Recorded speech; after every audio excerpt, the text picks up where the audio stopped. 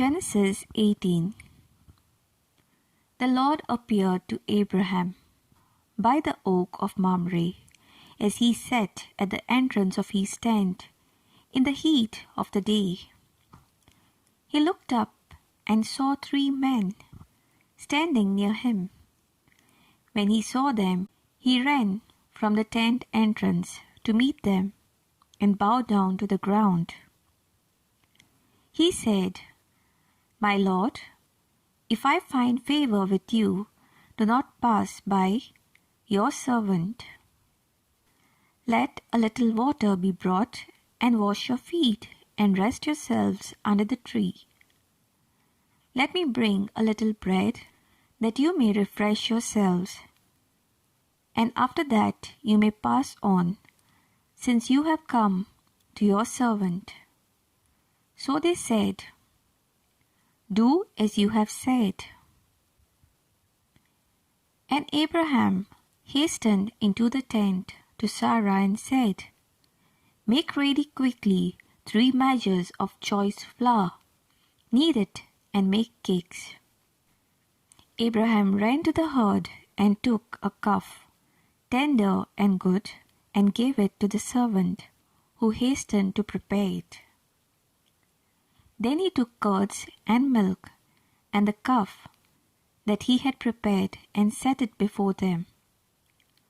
And he stood by them under the tree while they ate. They said to him, "Where is your wife Sarah?" And he said, "There in the tent."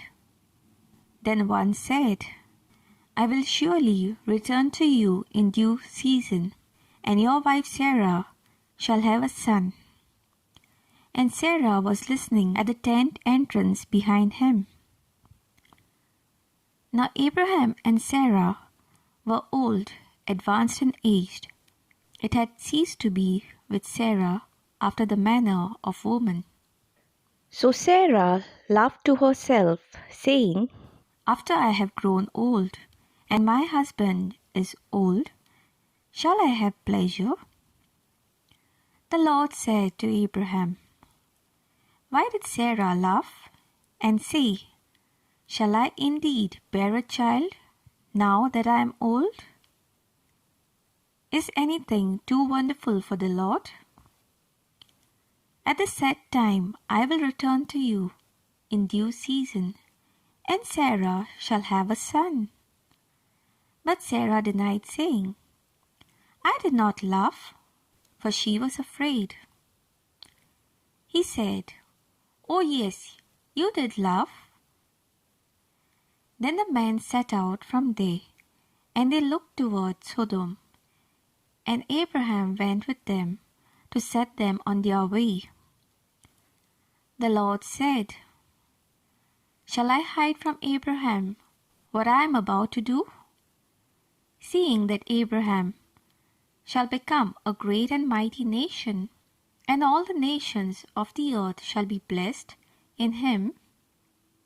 No, for I have chosen him, that he may charge his children and his household after him to keep the way of the Lord by doing righteousness and justice, so that the Lord may bring about for Abraham what he has promised him." Then the Lord said, "How great is the outcry against Sodom and Gomorrah, and how very grave their sin? I must go down and see whether they have done altogether according to the outcry that has come to me, and if not, I will know." So the men turned from there and went toward Sodom, while Abraham remained standing before the Lord. Then Abraham came near and said, "Will you indeed sweep away the righteousness with the wicked? Suppose there are 50 righteous within the city. Will you then sweep away the place and not forgive it for the 50 righteous who are in it? Far be it from you to do such a thing to slay the righteous with the wicked, so that the righteous fare as the wicked. Far be that from you. Shall not the judge of all the earth do what is just? And the Lord said, If I find at Sodom 50 righteous in the city, I will forgive the whole place for their sake. Abraham answered, Let me take it upon myself to speak to the Lord, I who am but dust and ashes. Suppose 5 of the 50 righteous are lacking, will you destroy the whole city for lack of 5? And he said, I will not destroy it if I find 45 there. Again he spoke to him, Suppose 40 are found there. He answered, For the sake of 40 I will not do it. Then he said, Oh, do not let the Lord be angry if I speak. Suppose 30 are found there. He answered, I will not do it if I find 30 there. He said, Let me take it upon myself to speak to the Lord.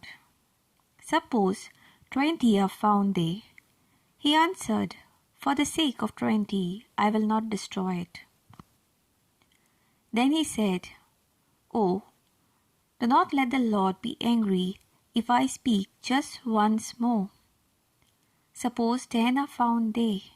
He answered, For the sake of 10 I will not destroy it. And the Lord went his way when he had finished speaking to Abraham, and Abraham returned to his place.